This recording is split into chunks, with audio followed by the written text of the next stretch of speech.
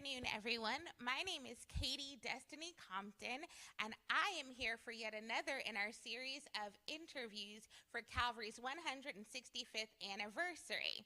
Now, today's interview is a little different. Usually, I'm not in this seat, but we have with us Deacon Cal Walker, who is the traditional host of this segment. So, how are you, Deacon Walker? I am very well, and yes, I am the traditional host, and I enjoy doing it. Yes, awesome. You do a great job. Thank you. Well, thank you so much.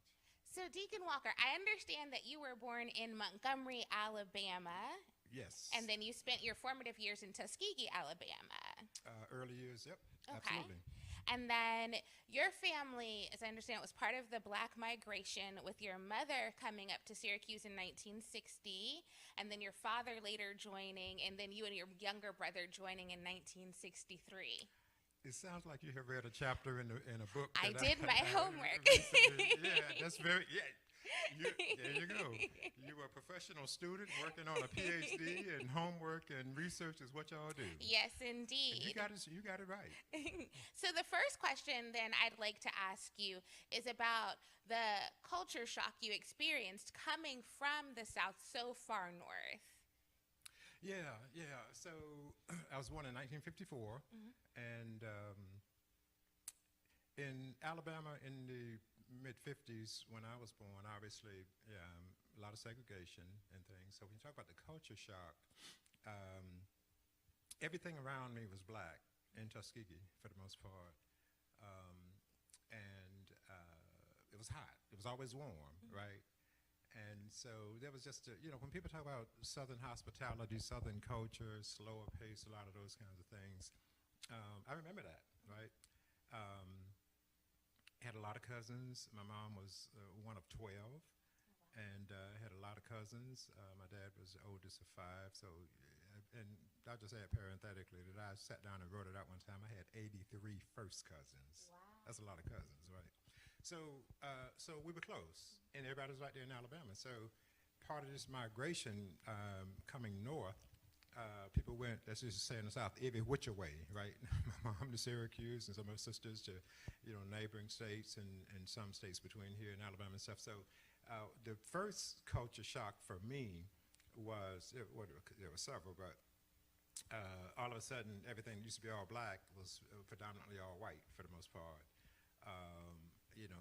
I was certainly elementary schools, and I'll hasten to add that I was in elementary school when my family moved up here, and so my elementary school in Tuskegee was literally a stone's throw from Tuskegee University, right across the way, and all black students. And so the first culture shock here was going to elementary school in Syracuse, where there was some broad diversity based on where we lived, but it certainly was not an all-black environment.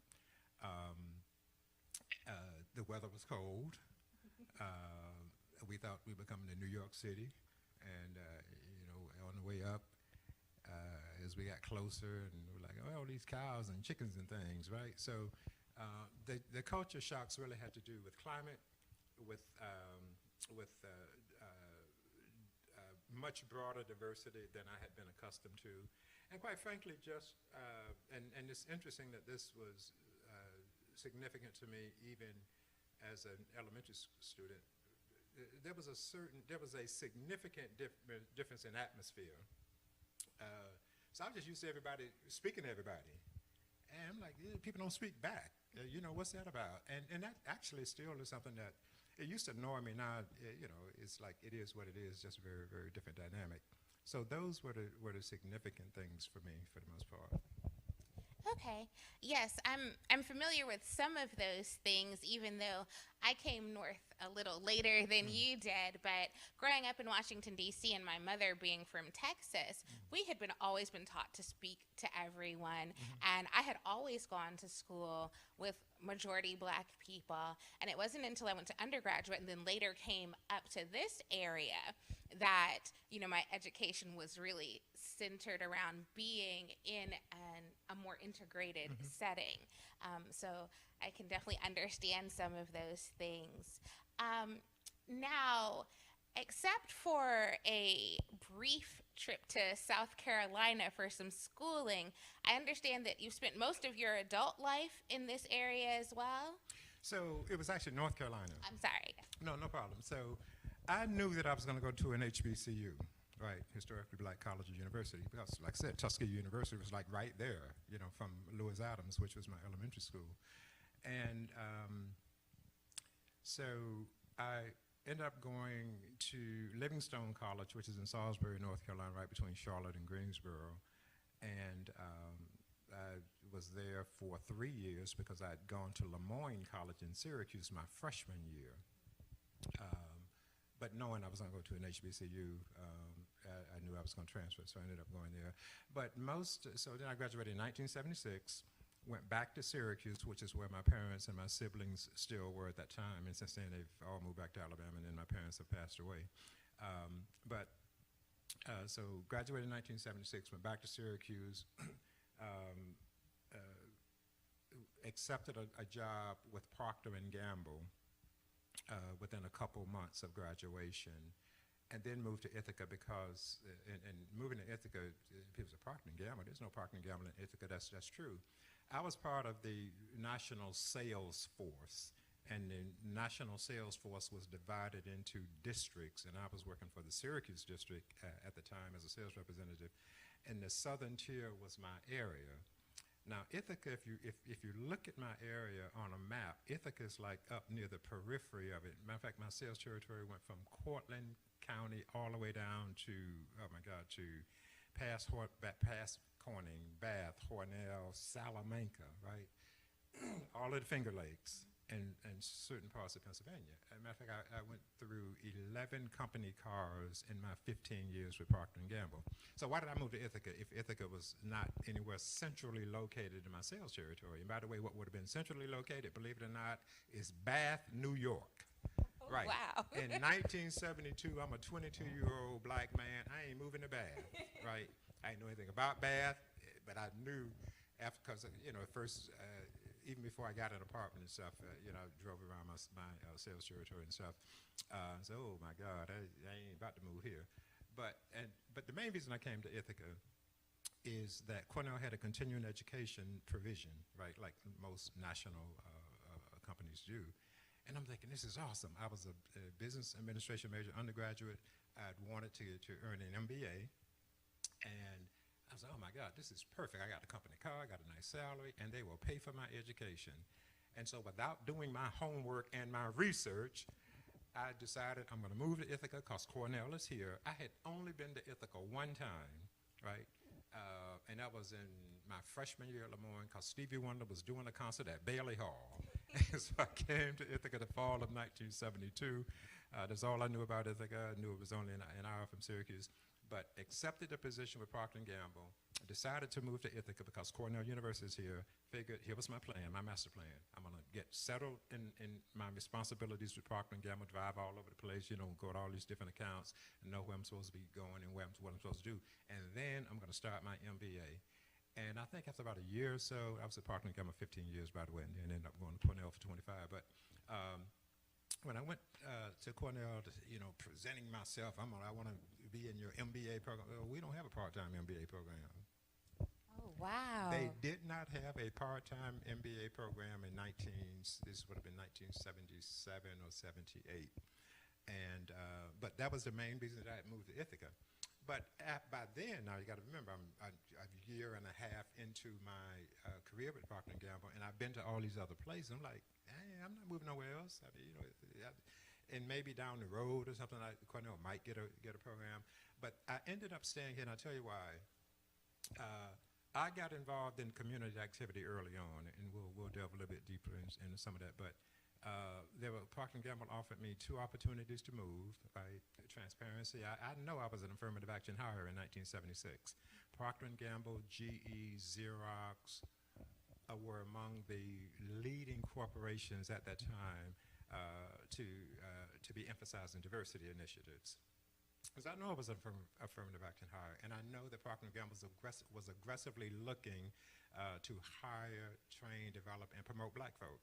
And so there were a couple opportunities for me to be promoted, but that meant moving somewhere else. Well, by then I had started, getting really involved in the community, and I got to thinking, I don't want to be moving, here for 2 years, 2 years there, 4 years there. That ain't me. I'm gonna be jumping all around and doing all that stuff. And Ithaca's a nice place to be. So yes, for the last 46 years, that's it, 46 years I've been here, right? It's amazing. For the last 46 years, I've been in this community and don't plan on going nowhere. Well, I know that Ithaca is certainly glad to hear that you're a valuable member of our community. Well, thank And you. you're also a valuable member of Calvary. Well, So, thank you. how is it that you came to be involved in the Calvary community and to attend church here?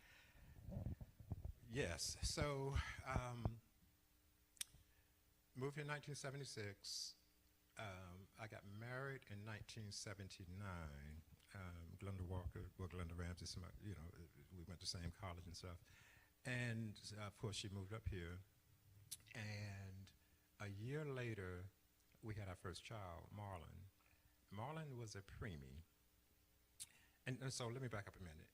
Before I got married, I was going back and forth to Syracuse to church because we grew up in Bethany Baptist Church. Phil Turner is the pastor there now, but Reverend Leo Murphy, who was an institution in Syracuse way back way back then. My mom, I just said Bethany was.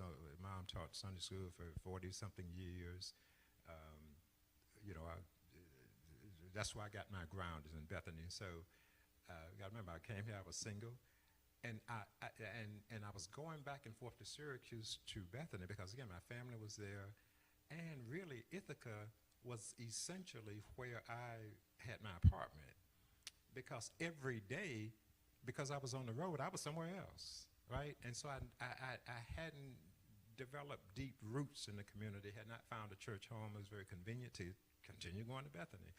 Well, got married, and then we got to thinking, well, we're going to Syracuse every single day, and we had a child within our first year of being married, and Marlon was a preemie, and Marlon was 2 pounds 1 ounce, Wow. and went down to 1 pound 12 ounces, Oh. and so we were attending church. Glenda and I had already decided to start coming to church here. And after Marlon was born, he stayed at the neonatal, what do you call it, NICU, neonatal intensive care unit at a hospital in Syracuse, because that's where he was born. They didn't have an intensive care unit for preemies here in Tompkins County at the time. And so he stayed there for 68 days in the Wow. hospital. Now, I remember my parents were still in Syracuse, so Glenda would stay up there sometime for weeks at a time. But even before, I'm pretty sure I got the chronology right on this, even before Marlon came home after 68 days at a whopping, by now, 4 pounds, right? Right, 'cause he started at 2 pounds 1 ounce, went down to 1 pound 12 ounce, and now, weeks later, he was all the way up to 4 pounds. But even before he came home, I remember the Sunday that Glenda gave it. It wasn't so much a testimony, but she was asking for prayer. We've had our first child. He was very premature. He's gone down to 1 pound 12 ounces, and obviously, first child, and we'd never been a parent before, and 1 pound 12 ounces, it's like real small, and it was a very emotional time. And Reverend R.D. McLean, who was pastor at that time, he said he just was so comforting and so supportive and just so believing. He said it's going to be a miracle baby, and I just remember, we just felt so at home, so connected, and we've been here ever since. It's kind of a long-winded answer, but that's kind of how we got grounded here. That's wonderful to be able to find such a community and such a support system and have it be in your own town now where you're beginning to raise your family is Absolutely. phenomenal. Now, you have always been very active and very socially conscious. And I wondered if I know that your mother influenced a great deal You read of the book. that. I You read it. the Yes, I chapter, did. rather. But I wonder also how that overlapped with your faith, because I know Calvary has always been very socially conscious as well, and sort of being a homing position for a great deal of the Black community of faith in Ithaca. So I wondered how your time at Calvary may have supported your social consciousness.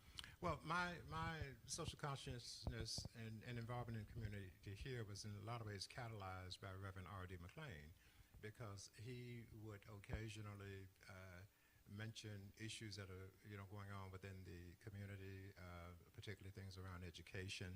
And I think it was at his invitation and encouragement I went to my first Board of Education meeting, right? And education has been one of the principal areas of interest, for me in terms of community activism. And so it was very encouraging to know that the pastor of this church had a social consciousness. The social gospel, as people refer to it, social consciousness and within faith communities has always been central to me. And I want to back up and contextualize that a little bit, but I'll make this statement. Years ago, Calvary it wasn't so much, I think it was a retreat. It was at American Baptist Churches, New York State in Syracuse. And one of the things we did was took some kind of an inventory that identified how we see God. And there were 4 quadrants. One was traditional, one was something else, one was something else, and one was activist. And so you may be familiar with these kind of assessments. You answer a bunch of questions, and then you get to plot in the quadrant. You put a dot wherever it correlates with your answer to that question. 100% of my answers, 100% were in the activist quadrant. Wow, in terms that's of how amazing. I see God, right? Yeah. And I have always, from a faith standpoint, I have always seen, and I think it was Howard Thurman or someone wrote a book, talking about Jesus on the side of the oppressed. And when Jesus took the scroll and stood up, what he said, the Spirit of the Lord is upon me, because he's anointed me to preach the gospel to the poor and reliefs of, bringing liberty to the captives and restoring sight to the blind, setting, relief for those who are brokenhearted, or however that particular scripture goes. But that, for me, has always essentially been a blueprint for how I see faith and how I see God. And for me, it goes back early on, right? So Reverend Dr. Martin Luther King. So everybody, Martin Luther King, well, Dr. King. Well, Dr. King is Reverend Dr. Martin Luther King. Now, let me tell you a family connection. I don't know if I had this in that particular chapter or not. But when Dr. King went to Montgomery to pastor Dexter Avenue Baptist Church, which is literally a stone's throw from the Capitol, the Montgomery Capitol is right up the street. Well, Wallace proclaimed, segregation today, segregation tomorrow, segregation forever. Well, when Dr. King went to that church, his first church at age 23, he was presented the keys to the church by the church clerk, Mrs. Ruby Bird. Ruby Bird was my grandmama's sister.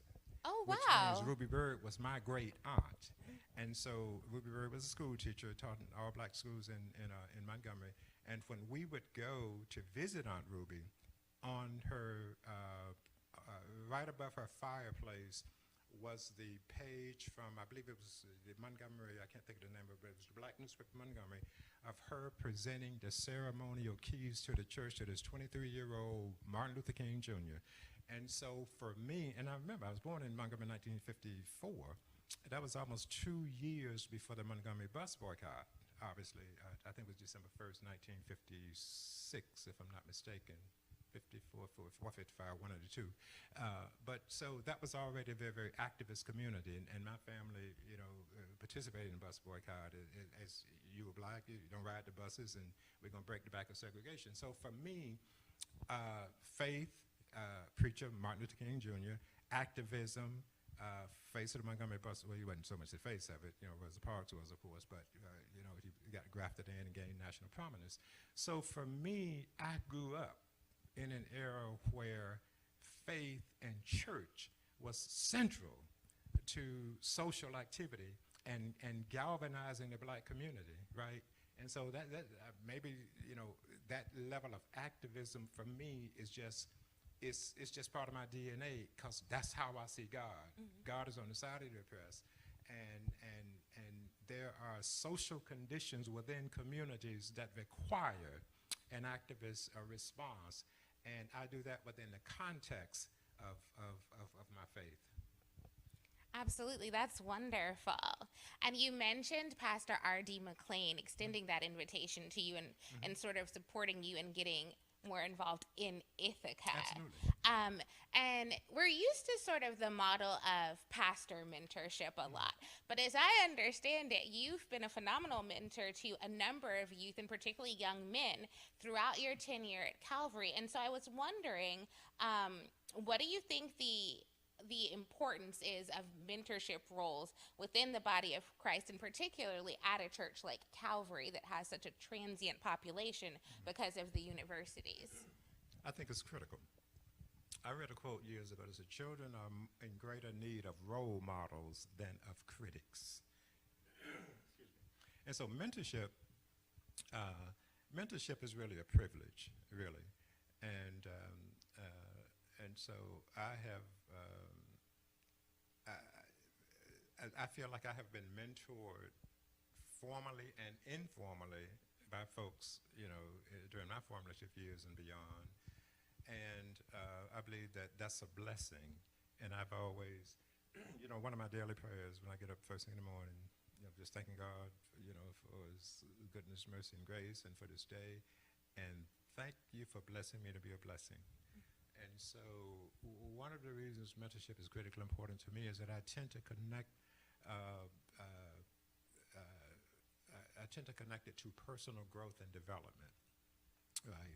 And so a lot of people in this community know me as a very staunch and consistent education advocate, but I always talk in terms of not only education, achievement, but personal growth and development. I think those two are inextricably linked together. And so mentorship, with my own sons and my daughter, mentorship with my own children. Glenn and I have had 52 foster children, the majority of whom have been males, and the majority of whom have been teenagers. So, it's been kind of an ultimate mentorship opportunity because the folk live with you, right? So it's not like you meet once a week for a mentoring session. You hear all the time. And so I tell people that in terms of the foster parenting that Glenda and I have done over 21, 22 years, 52 kids, that's been among the most rewarding things that I've done. And so, to whatever extent I've had the opportunity to have a mentoring, a quasi-mentoring relationship with some folks here at Calvary, it's been a blessing. It's a golden opportunity and one that I heartily embrace. Awesome. Thank you so much for that. So I want to sort of build on that and ask, one of the statistics that we hear often is the fact that within the Black church, 60%, sometimes over 60% of Black church attendees who are active are women. So I'm wondering, how significant it is, how important it is to see Black men in worship and in service in a religious setting. And then also, if you could speak to some men who have influenced you throughout the history of Calvary. That's great. That's good. Yeah, I'd love to comment on that. Yeah, so even as I was growing up in Tuskegee and going to church there, women have always been very, very strong certainly within the Black community and also certainly in church. And even though, because of, quite honestly, I'll call it what it is, the culture at the time and the chauvinism, women were not always elevated to, levels of leadership and authority that for which they were equipped and certainly should have been entitled to. But there has been a gross disproportionality, and I think that gulf is widening, unfortunately, in terms of the number of men who are actively, Black men, who are just actively involved in church, beyond, just showing up, right, on a Sunday. And do think I think it's I don't know what the causal factors are related to that, but it is something that certainly concerns me. You know, it's interesting. So my granddad one of my granddads was a deacon. The other was an itinerant preacher. Um, Church was what we did, and I just remember. I just remember. The reason I'm laughing is we just grew up in church. I'm the oldest of three. My brother Ron is 2 years younger. My sister Marion is 10 years younger, and Marion is the only one that was not born in Alabama. She was born in 1964 when we moved to Syracuse in 1963. But one of my earliest memories of church was a little country church between Tuskegee and Montgomery called Shorter. And Reverend Wright will remember this because I'm pretty sure that when he came down, I think it was at my dad's funeral. So one of my earliest memories at church was me and my brother was being rambunctious and crawling under the pews and all this kind of stuff. And the pastor just said, I don't know what he said, but he had a booming voice that caught our attention, put us on blast, and let's just say we never did that again. But so anyway, my point is, even growing up in church back then, I remember, you know, there seemed to be a much greater, a much more even distribution of women and men. But over the years, this is where I'm really going with this. Over the years, I have seen, in some ways, a precipitous decline in the percentage, you know, of men. And even though I was brought up in the church, right, and there's just no question, Sunday morning you're going to church, right? And there's a very good chance you're going to be there half the day. But it was when we had talked about going to school in North Carolina earlier. When I moved to North Carolina and you know, was attending Livingstone, I don't know why, but I don't have many memories of having gone to church consistently, right? And so, and the reason I'm bringing this up is I don't know if in the case of some men who may go away to somewhere, whether it's military or school or whatever, and you get out of the habit of going on a regular basis, maybe for some, they just don't go back for whatever reason. Now, fortunately, that didn't happen to me because, I mean, once I graduated and came here and got settled in and everything else, church, again, took a preeminent place in my life. But, yeah, so I am aware of the proportionality, disparity, and I do think it's something that it would be good to have a real sense of, you know, what are some of the causal factors related to that, and how we might be able to address that and maybe change those dynamics. One of the things about giving long answers is at some point you realize, I don't even remember what the question was. Well, you've addressed it well. And also, I wanted to find out about some of the men in Calvary who have impacted you. Okay, yes. So,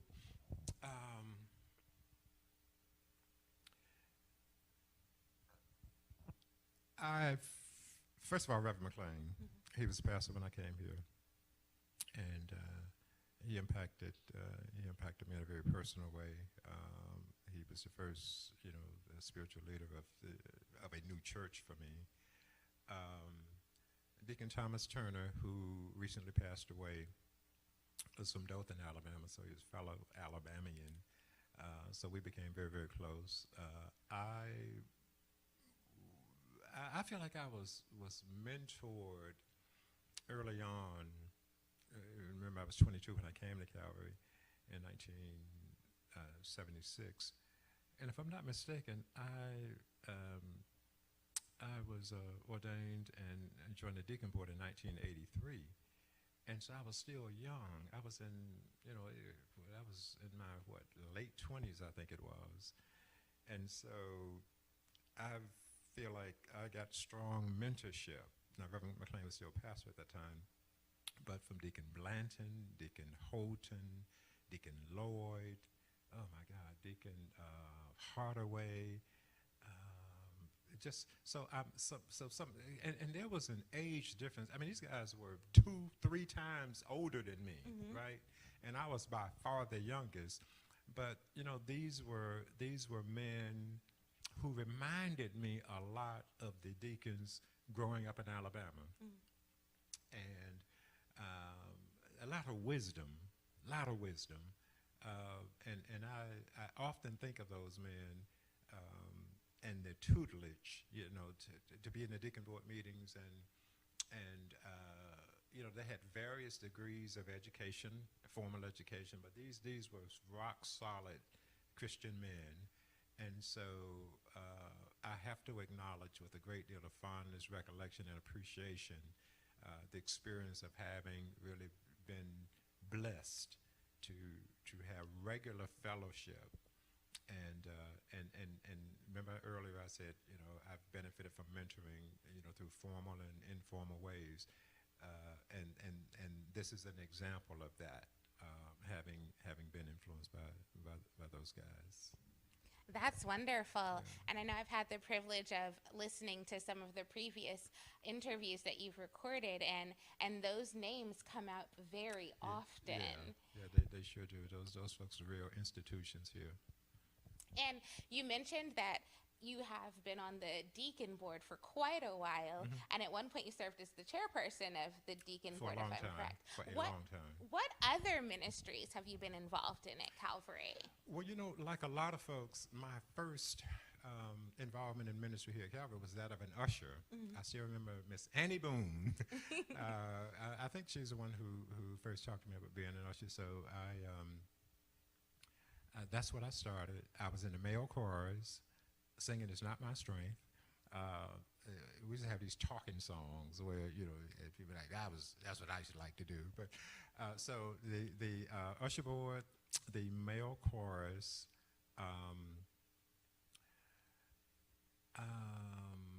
certainly deacon board, which became, kind of at one point kind of I won't say all-consuming, but it was close. And so in terms of deacon board, let me just say this couple things. So I became chair.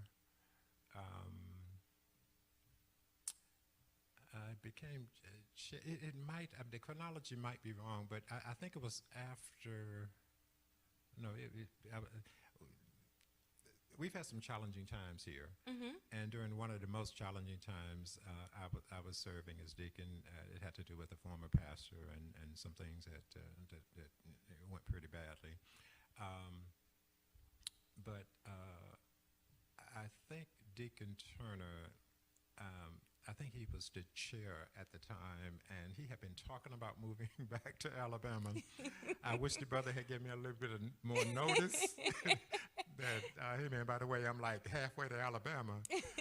And so I stepped into a role that, thank God, I was guided through by God's mercy and by His grace.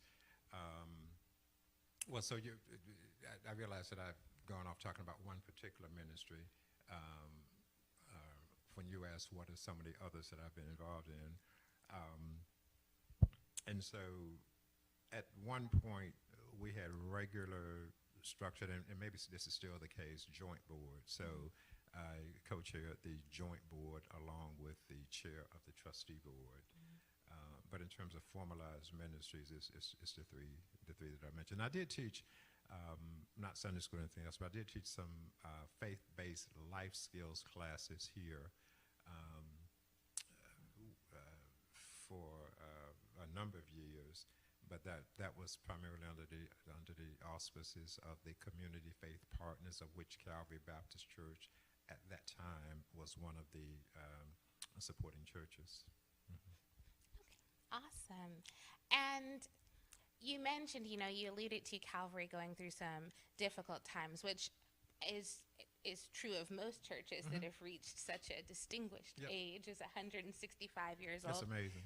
But I'm wondering, what is your proudest memory of Calvary? And it can be something you're personally involved in, or just something that really touches your heart about Calvary. Well, that's a great question.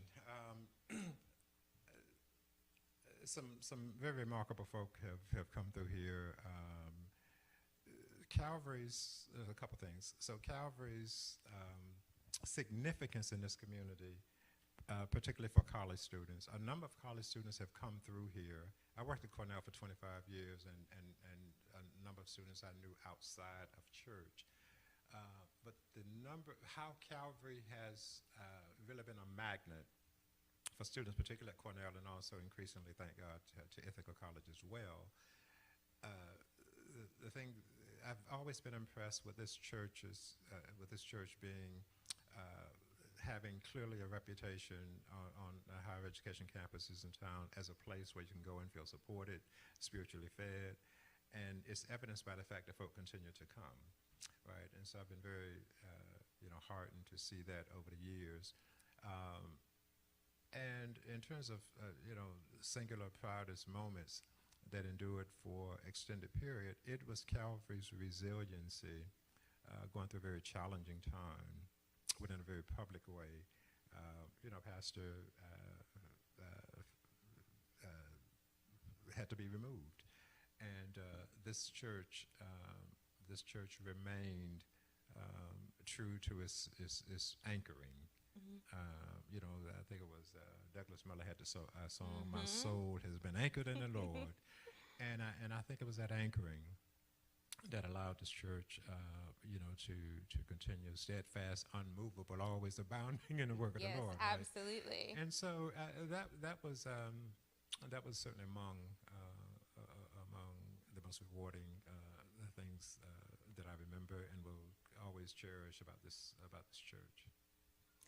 Now, you've provided us with some great insights, and before I get to my last question, I'm wondering, is there anything that you were particularly excited to touch on that I might not have given you the opportunity to speak about? No, you've had some great questions. I appreciate you reading the chapter in streetology that I had an opportunity to write. Nothing in particular.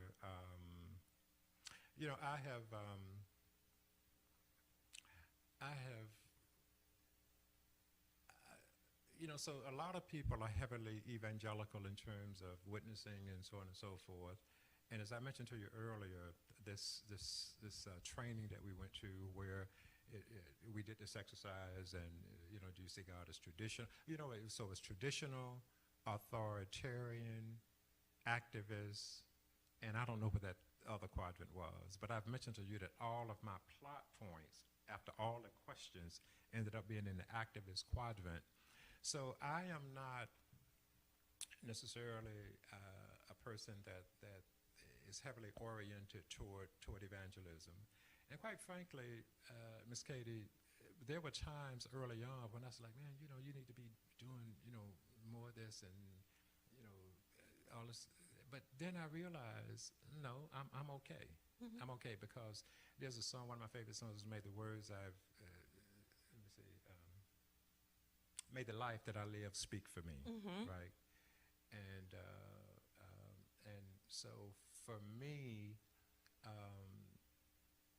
often among the highest compliments I often get from folk is people will say things like, I can tell that you're a man of great faith, even though they may have never heard me say anything related to my faith or my church experience or my belief in God, my very strong, unshakable belief in God. People are able to see that, right? And to me, that's a compliment because what that says is that I live a life that is in alignment with what I hold so dear. Now, the other thing, and thank you for asking if there's anything else. A lot of people are aware that I had a cancer diagnosis 7 years ago that most people don't survive. And so I just want to chat about that because in 2015, I'm not even sure if I came to church at all because I got sick in December of 2014, the middle of December. It was a Saturday morning, and I just had a very exciting week. We just had a Dorothy Cotton gala that I hosted. I hosted a number of those over the years, and Tavis Smiley was the presenter, was the speaker that year, and so we chopped it up at the dinner table, and so I was just on a high. And I went to bed that next night. That was a Thursday, and I went to bed that next night feeling great and think about all the stuff I'm going to do over the weekend. I got up the next morning. I could not walk the 8 steps from my bed to my bathroom. Wow. I had to, when I got to what would have been the 4th, I like taking 3 steps, trying to make the 4th one. I just sit down on the floor. I'm like, I'm tired. I don't know why I'm tired. I went to bed at 10 o'clock. I was, 7 o'clock in the morning. I got my, 7, 8 hours of sleep. And ended up, and I'm not going to tell the whole story, but I ended up staying in bed that whole weekend. Went to the doctor that Monday. Wasn't feeling any better throughout the week. Called the office at Cornell. I ain't coming in. I'm sick. I went back to the doctor a week later. I had lost 21 pounds. Oh, wow. In 1 week. Wow. And for the next week, I was going back and forth to the doctor, back and forth to the hospital for all kind of scans and tests and this and that and all this kind of thing. Going back home, going to bed. And then I said, I need to be in the hospital. And I had my wife take me to my family doctor. And I said, I want to go to the doctor to tell the doctor, you need to call the emergency room, tell them I'm on my way and I need to be admitted. And that's essentially what happened. And then 2 weeks later is when I finally got a diagnosis. By then I had lost 32 pounds. Mm-hmm. And the reason, and a lot of people know this story, but when I finally got a diagnosis, it was 2 days after, I think it was like day 27 or something, of my being sick, and inexplicably with 7 different doctors attending me on rotation from different specialties. Nobody could figure out what was wrong with me. All of their tests were coming back, quote, in the normal ranges. And one doctor said, Mr. Walker, we literally see you wasting away, and it is medically inexplicable. There is no explanation why all your tests from all these different doctors are coming back in the normal ranges. And so they did a particular biopsy. The biopsy took about 4 days to come back. And that second night, lying in a hospital bed, room 426 at Cougar Medical Center, after midnight, I just remember saying to God, if you don't step in, I don't see how in the world I'm going to survive. Because I literally was wasting away. And God said to me, Cal, this sickness is not unto death. You shall not die, but live and declare the works of the Lord. Amen. And when the doctor came in 2 days later and said, Mr. Walker, you have a rare and serious kind of cancer. No, he didn't say cancer. He said disease, a peripheral T-cell lymphoma. And you know what I said? I said, okay, well, that's good. Now that we got a diagnosis, there must be a treatment. And he asked me literally, do you know what a lymphoma is? I said, it sounds like it's some kind of cancer, but I don't really have any history of cancer. And, nobody in my family's, thank God, had a serious case of cancer or any kind of cancer. And he was bewildered because he was delivering news that was really sobering. And he had been one of the doctors that had seen me wasting away. And when the nurse heard the doctor say peripheral T-cell lymphoma, she exited the room and she came back a few minutes later with papers. It must have been, I don't know, about 7, 8 sheets of paper. And on page 1, in bold letters at the top, it said, without immediate treatment, survival for a peripheral T-cell lymphoma is normally a few short weeks. Wow. By then I was in week 20, day 29. And so the reason I want to talk about that is it was faith. So because I went through with that kind of cancer, the doctors told me that they essentially had one opportunity for me to be effectively treated and survive, because it was already late getting diagnosed. And they ended up doing something in terms of treatment significantly stronger than what they initially thought, because over that 2-day period, which happened to be a weekend, they collaborated, my doctor here collaborated with doctors at Roswell Park Cancer Institute in Buffalo, and they did a thorough, I don't know where they got them from, but they looked at all of my medical records and my health history, and they said, because of your excellent health history and the seriousness of this cancer and the aggressive nature of it, we think our only, I'm paraphrasing, our only and best opportunity for your survival, quite frankly, is a level of treatment that most people can't tolerate. Miss Katie, I went through 5 months of the most aggressive combination of chemo drugs, 5 of them, all very, very potent, that when the pharmacist later told me that when the doctors called in that order, she checked with them to say, are y'all sure y'all want this? People normally convulse when they're trying to take this stuff. I was on that for 5 months, never had any side effects at all. Wow. Went through, they said nobody in this entire cancer clinic is on the medications you are, because people can't tolerate it. I'm like, I feel fine. And people often say, well, and then the other thing that I want to add is they told me from the very beginning, not only are you going to have to go through this level of treatment, because we got one shot essentially, that after this, your body will have been beat up so badly, it's going to take you 2 months to heal. Then you got to go to Roswell Park Cancer Institute in Buffalo, where you'll probably be for at least 2 months having a bone marrow stem cell transplant. They told me that up front. Not only did I not have any problems with the cancer, with the chemo here, the 5 months of chemo, other than a little bit of fatigue, I never had nausea, never had vomiting, never had diarrhea. Those are the main chemo side effects that a lot of people feel. I didn't have any of that. Because God had said, the sickness is not unto death. I will not die but live and declare the works of the Lord. So I was never worried about anything. At one point, Glenda said to me, are you in denial? I had no idea what she was talking about.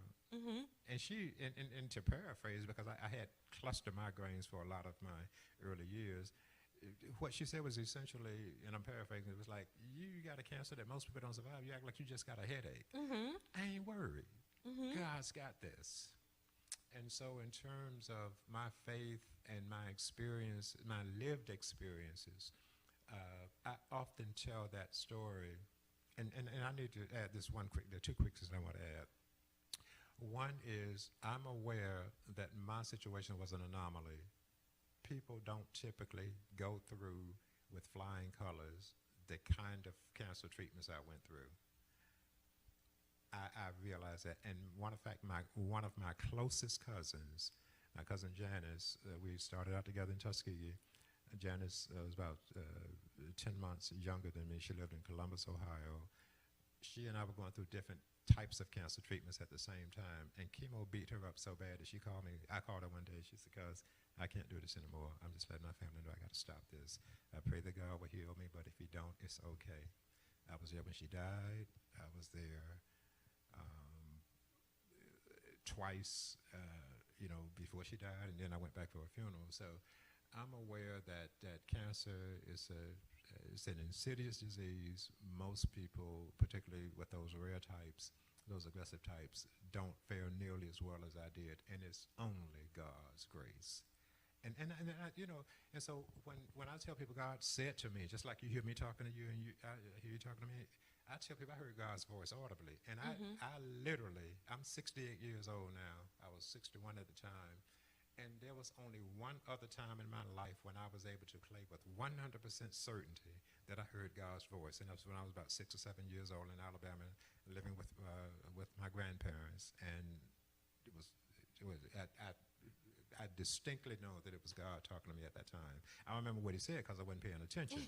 But how I know it was God, like I said, we grew up in the church. My granddad was a deacon, and all those guys. So very, very faith-oriented household. But I was in the house, and I just heard this voice talking. We didn't have a television, didn't have a radio, and I wasn't paying attention to the voice because I was just playing. About 6 or 7 years old, and then I realized, I looked out the window like, well, grandmama's out hanging up clothes, granddad is over there plowing, and I think my brother was asleep, and he's younger than me, and I knew he wasn't talking, and I said, that must be God talking to me. So I sat down, And I was waiting for him to say, because now he got my attention. I mean, since it's God talking, I may as well, he didn't say nothing else. And so my point is, that was the only other time in my, we probably gone over time because I talk a lot. But that was the only other time in my life when I really know beyond a shadow of a doubt that God was speaking to me.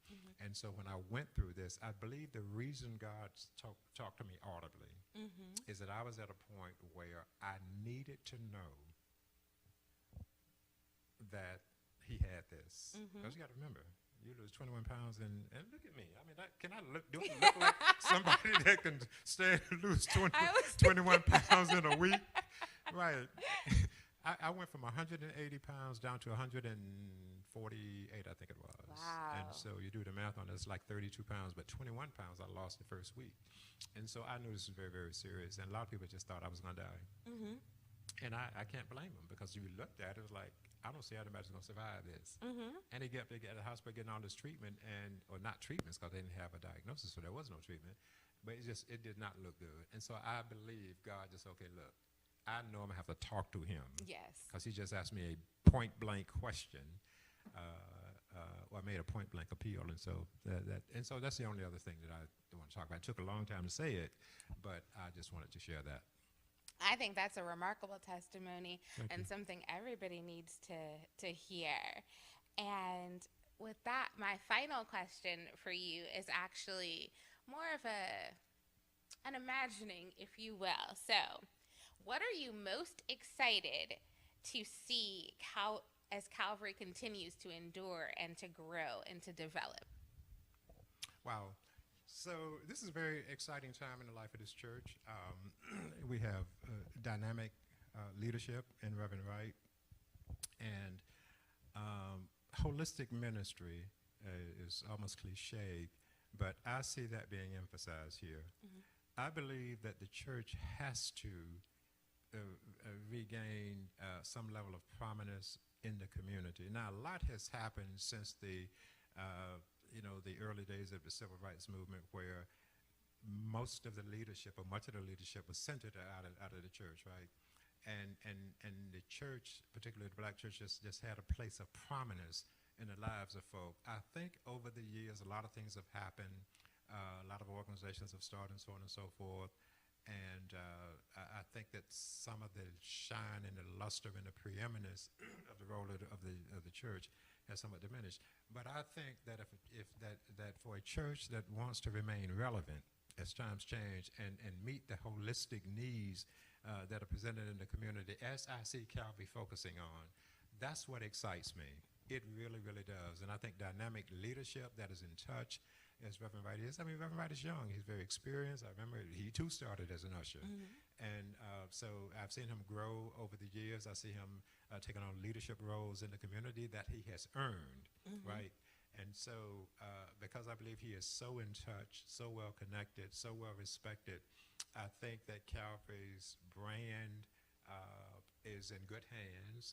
I think that people has recognized over the years that Calvary has been a place where people can spiritually grow, and a church that recognizes that there is this social gospel aspect of what people need to be doing. I love how Reverend Wright continues to emphasize that, yes, prayer is well, faith without works is dead. I'll just put it that way. And quite honestly, you don't hear a lot of people doing that, which frankly to me, and I've had the opportunity over the years to visit a lot of different churches in a lot of different places.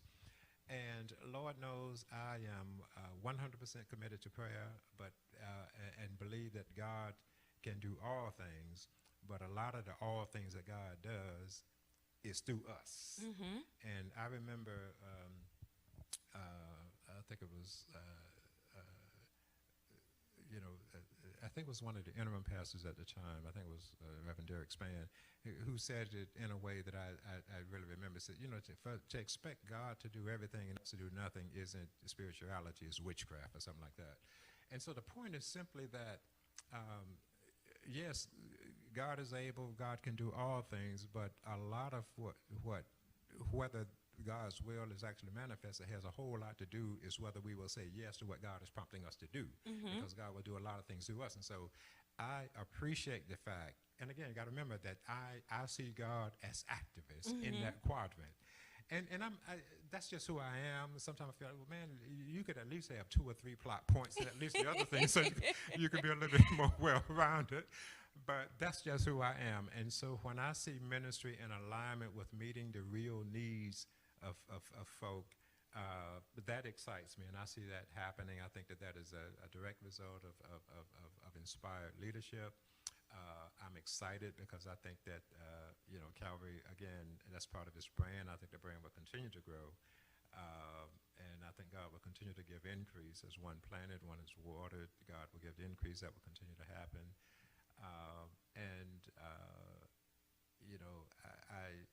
So I'm excited about that because the needs in the community will continue to grow. Mm-hmm. And there's 2 other things. People know me for a lot of quotes, and one of a couple of quotes I heard years ago in church that so define a lot of ways in which how I see faith. And that is, a lot of people, sit around talking about standing on the promises, and all they're doing is sitting on the premises. Ain't doing nothing. Right? That's one thing. And the other is that a lot of folks are just so heavenly minded, they are no earthly good. Mm-hmm. Right? And so now that's coming from a person who sees God as activist. Yes. And what I have to now, and I have friends who anchor me and help me, help remind me. Yeah, activism is good, but it's like the scripture. Well, not only faith without works is dead, but the scripture come back to me in a few. Oh, not by power, not by might, but by my spirit, saith the Lord. Amen. And see, so you can go out and do all the doing you want to do, but if God's spirit ain't in it, mm-hmm. your results are going to be limited. Absolutely. And so, one of the tendencies of folk who are so activist-oriented in their faith is that you can tend to forget that. But I don't forget it because I got people who constantly remind me. And the fact that I just know that, it is. I mean, on our own strength and on our own power, we're very, very limited. But that scripture is a very vivid reminder that is not by our power, not by our might, but by my spirit, saith the Lord. Amen. You're a good conversationalist. I like talking to you. Well, thank you. I enjoyed talking to you as well, and I thank you so much for sharing your experience of Calvary and your life experience. And we are so privileged to have your insight into this. And for those of you who want to see more of Deacon Walker, you can always catch the CBC 165 interviews on Thursdays on all of our streaming platforms. That's awesome. Thank you so much. Appreciate this opportunity to be the interviewee instead of the interviewer. So thank you. You're welcome.